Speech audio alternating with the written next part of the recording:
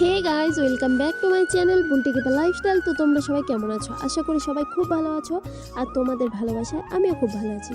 তো আমি তো রেডি হয়ে পড়েছি, আর এই শাড়িটা তোমরা সবাই জানো যে আমার শাশুড়ি মা আমাকে পয়লা বৈশাখে গিফট করেছে। যেহেতু পয়লা বৈশাখে পরা হয়নি, তাই আমি এখন পরে আজকে চলে যাচ্ছি বিয়ে বাড়িতে। আর বিয়েটা ছিল আমাদের পাশের বাড়িতে। তো তারপর আমরা সবাই মিলে বিয়ে বাড়িতে চলে আসলাম। চলে এসে এখানে মানে বউ দেখার জন্য এখন চলে যাচ্ছি। আর যেতে যেতেই দেখছিলাম যে মানে বউকে গিফট দেব, তো গিয়ে দেখি যে বউ হচ্ছে ফটোশ্যুট করতে ব্যস্ত। তো তারপরে সেখানে আমরা গিফট টিফট দিয়ে চলে এসেছি, আর সবাই যাচ্ছে বউ দেখার জন্য।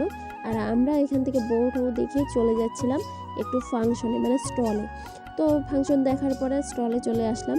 তো এসে এখানে প্রথমে ঠান্ডা মানে জুস আর কি আমি নিয়ে আমার শাশুড়ি মাকে দিয়ে দিলাম, কারণ আমি খাবো না। সেটা হচ্ছে আমার শ্বাসের প্রবলেম আছে, সবাই জানো।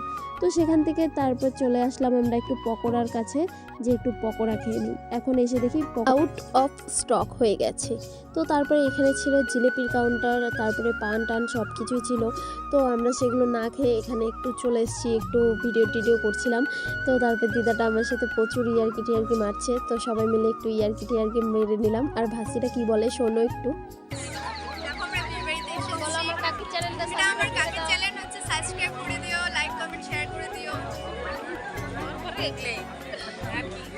হাই গাইস, আমরা জিলিপি খাচ্ছি বিয়ে বাড়িতে এসে। কেমন লাগছে লাইক করে দিও, কমেন্টে জানিয়ে দিও। যেহেতু পকোড়া ছিল না, তাই আমরা চলে আসলাম জিলেপিতে। তো জিলেপিটা আমার সেরকম একটা পছন্দ না, কিন্তু কি করব, যেহেতু আমার শাশুড়ি মা নিয়ে নিয়েছে, তো সেখান থেকে আমি একটা নিয়ে একটু খেলাম। তো তারপরে হচ্ছে মাঝখানে লোডশেডিং।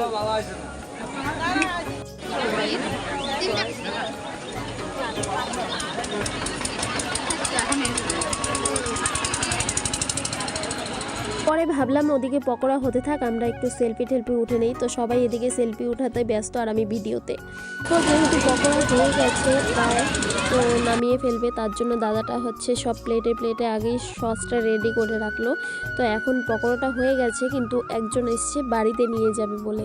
তো আমরা যেহেতু গরম থেকে দাঁড়িয়ে আছি, সবাই অনেক রাগ ঠাক করছে, তাই দাদাটা আবার আরেকটা দাদা ওইখান থেকেই মানে অর্ধেক নিয়ে আমাদেরকে আর কি দেওয়া শুরু করে দিল, কারণ বলছিল যে এরাও তো গরমেই দাঁড়িয়ে আছে পকোড়া খাওয়ার জন্য।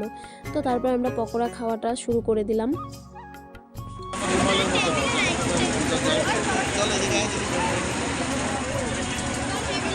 তারপর পকোড়া খেয়েই চলে এসেছিলাম ফুচকার কাউন্টারে। তো ফুচকাতে এত ভিড়, আমি হাত দিয়ে এতক্ষণ থেকে দাঁড়িয়ে আছি পাচ্ছিলাম না। তো ফাইনালি আমিও ফুচকা মানে পেয়ে গেলাম, আর খেয়ে নিচ্ছিলাম। তারপর দেখা হয়ে গেল এখানে শকুন্তলা লাইফস্টাইলের শকুন্তলা কাকিমণির সাথে, মানে এটা হচ্ছে আমার পাশের বাড়ি কাকি শাশুড়ি। তো যাই হোক, এই কাকিকে যারা যারা সাবস্ক্রাইব করেছো আমাকেও সাবস্ক্রাইব করে দিও। তারপর আমরা চলে আসলাম মেন কোর্সে। তো যেহেতু এখানে হচ্ছে আমরা পরিষ্কার, ওনারাও ওঠার পরেই আমরা বসে পড়েছি, কারণ একদমই টেবিল পাওয়া যাচ্ছিল না। তো প্রথমেই আমাদের দিয়ে গেল জলের বোতল, যেখানে ছিল ড্রপসের জলের বোতল। তো তারপরে একটু জলের বোতলটা খুলে একটু জল খেয়ে নিলাম, কারণ হচ্ছে ফুচকা খেয়ে এত মানে জল পিপাসা পেয়েছে যেটা বলার মতো না। তো তারপরে আস্তে আস্তে চলে আসলো আমাদের খাওয়ার থালা।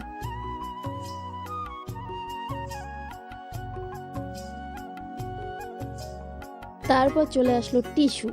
আর যেহেতু আমি বড় হয়ে গেছি, তাই টিস্যুটা আর এখানে পারার কোনো দরকার নেই, তাই আমি হচ্ছে এটাকে পারবো না। তো তারপরে এখানে বসেই আছি, কিছুই দিচ্ছে না। পরে চলে আসলো স্যালাড। তো স্যালাডটা আমার সেরকম একটা পছন্দের না। তারপর চলে আসলো ডালপুরি, আর ডালপুরিটা খেতে এত টেস্টি হয়েছিল যেটা বলার মতো না।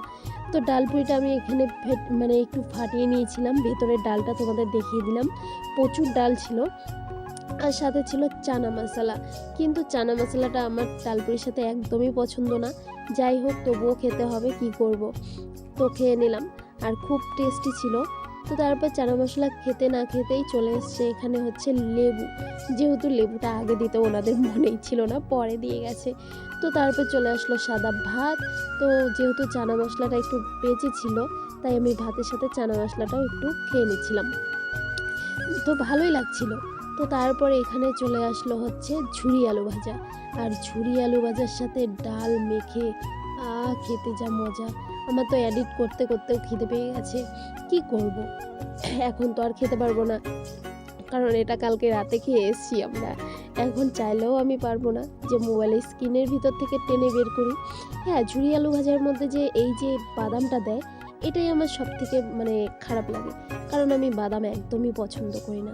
তারপরে সেটা দিয়ে ভাত খাওয়ার পরে তারপর এখানে হচ্ছে আমি আর ভাত নেইনি, যে ভাত ভাত বলছিল কিন্তু আমি নেইনি, কারণ আমার ভাত বেশি পছন্দ না।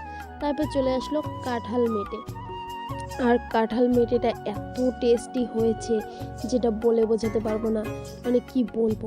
যেহেতু আমি ডায়েটে ছিলাম, তাই আজকে কোনো ডায়েটের কথাই আমার মাথায় আসছিল না। তারপর চলে আসলো কাতল ভাপা, আর কাতল ভাপাটা এত টেস্টি হয়েছে কি বলবো, বলার মতো না। মানে আমি যদি ফ্রাইড রাইস না থাকতো তাহলে হয়তো আরেকটা কাতল ভাপা নিতাম, কিন্তু কি করবো, যেহেতু ফ্রাই আছে তাই আর হচ্ছে মানে সেটা খেলাম না। তো তারপরে হচ্ছে আমার শাশুড়ি মা বলছিল তাহলে আমার মাছটাও নিয়ে নাও, কিন্তু আমি সেটাও খাইনি, কারণ ফ্রাই আছে, মাটন আছে, সেগুলোও তো খেতে হবে, পেটে তো জায়গা রাখতে হবে। যেহেতু জিলেপি ফুচকা খেয়ে আমার পেট ভরে গেছিলো একদম, তাই আমি সাইড করে রেখে দিচ্ছিলাম। আর সবথেকে বড় কথা হচ্ছে ফ্রাই চলে এসছে, আর ফ্রাই এতটাই ভালো লেগেছিল প্রথম প্রথম, কি বলবো। তারপর তো মাটনও দিয়ে দিয়েছি, কিন্তু আমি খুঁজছিলাম যে মাটনের হয়তো হাড্ডির পিসটা দেবে, কিন্তু বিশ্বাস করো মাটনের হাড্ডির পিস আমি একদমই পাইনি, শুধুই তেল তেল পিসটা পেয়েছি। যতগুলোই পিস দিয়েছে সবগুলোই বেশিরভাগ তেল তেল পিস, আর আমি তার জন্য সাইড করে রেখে দিচ্ছিলাম, আমি খাইনি। আর বিশ্বাস করো মাটনটা দিয়ে মানে ফ্রাইড রাইসটা যখন মুখে দিচ্ছিলাম এত মানে ভালো লাগছিল বলার মতো না, কিন্তু আমি কিচ্ছু খেতে পারিনি, ওই যে সাইড করে সব রেখে দিয়েছি। তারপর চলে আসলো চাটনি। হ্যাঁ, চাটনিটা একদমই বাজে হয়েছে, আমার তো একদমই ভালো লাগেনি। তারপর চলে আসলো নলেন গুড়ের রসগোল্লা। হ্যাঁ, এটাও আমি খেতে চাইনি যেহেতু মিষ্টি, কিন্তু কি করব, তবুও খেয়ে নিয়েছিলাম। তারপর সেখান থেকে দেখো সবার পাত একদম খালি হয়ে গেছে, তো দইটা আমি নেইনি, কারণ আমার শ্বাসের প্রবলেম দেখে আমি দই নিইনি। তো সবার আর কি তারপরে লাস্টে এই যে আমার শাশুড়ি মা একটা হাড্ডি দিয়েছে, বলে কি আমার এখানে হাড্ডি পড়েছে, তুমি কি খাবে? আমি হ্যাঁ হ্যাঁ দাও আমাকে, কারণ আমি হাড্ডি চাবানোর ওস্তাদ, আর বিশেষ করে মিষ্টি মুখ করার পরে আমার তো ঝাল খেতেই হবে। তো সবার দেখো সবার পাত একদম মানে পরিষ্কার না, একদমই পরিষ্কার না, কারণ হচ্ছে সবার পাতেই একটু একটু ভাত ছিল, কারণ আমরা এত স্টলে খেয়ে ফেলেছি আগেই যে মেন কোর্সে আমরা ঠিক মতন খেতেই পাইনি। তারপর চলে আসলাম এখানে পান নেওয়ার জন্য। তারপরে আমি জর্দা দিয়ে পানটা খাবো এখন, তাই আমাকে বলছিল, তো আমি বলছিলাম খয়ার দিও না আমাকে, শুধু চুন সুপারি জর্দা দাও। তো তারপরে সেখান থেকে আমি হচ্ছে পানটা নিয়ে চলে আসলাম এদিকে, মানে বিয়ের আর কি এখানে, যেখানে আর কি ফাংশন হচ্ছিল। তো সেখানে একটু ঘোরাঘুরি করে তারপর হচ্ছে সবাই আর কি সেলফি ওঠায় ব্যস্ত ছিল। তারপরে মানে প্রচুর লোক, আর সাথে কন্যাযাত্রীও চলে এসছে। তো আমি পানটা খেয়ে নিলাম, এখন হচ্ছে আমরা বাড়ি যাওয়ার জন্য রওনা দিব। তো আমি তো বেরিয়ে পড়েছি বাড়ি যাওয়ার জন্য। তো রাস্তায় আবার অনেকেই আছে, আমার শাশুড়ি মা, কাকা, শ্বশুর টশুর এরা সবাই আছে, আর এখানে এই যে দিদা আর ভাস্তি। তো সবাই মিলে একটু হচ্ছে মানে কি করব, ওর ছবি উঠলাম ওখানেও দাঁড়িয়ে দাঁড়িয়ে। তো এখানে আমরা বেরিয়ে পড়েছি বাড়ি যাওয়ার জন্য। যাই হোক, ভিডিওটা ভালো লাগলে লাইক, কমেন্ট, শেয়ার, সাবস্ক্রাইব করে দিও, আর সবাইকে অনেক অনেক ধন্যবাদ।